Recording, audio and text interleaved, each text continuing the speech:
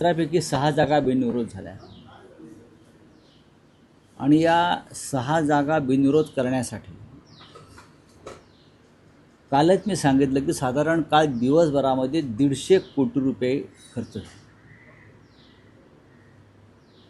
त्याच्यामध्ये पुण्यातली माघार, छत्रपती संभाजीनगरमधली माघार, कोकणातली माघार, आज मी ते ट्विटवर टाकलेलं आहे आकडे सगळे.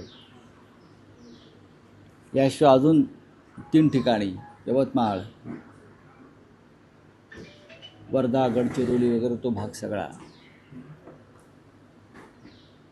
150 कोटी रुपये काल माघारी आणि बिनविरोध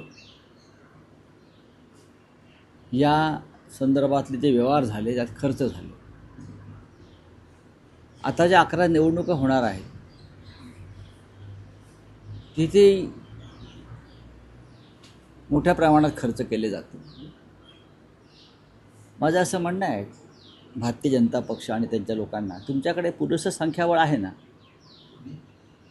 पुरेसं संख्याबळ असताना तुम्ही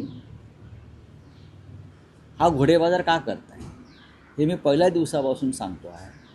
तुमच्याकडे जिंकून येण्याइतकं बळ आहे, संख्याबळ आहे, यंत्रणा आहे, तरीही तुम्ही बिनविरोध माघार यासाठी एवढा आटापिटा का करताय, घोडेबाजार का करताय.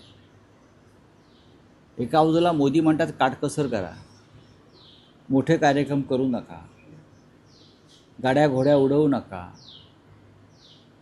मग पैसे उडवायला परवानगी दिली आहे का? अशा प्रकारे विधान परिषद निवडणुकांवरती अशा प्रकारे कोटी कोटी रुपये पैसे उडवायला परवानगी दिली आहे का?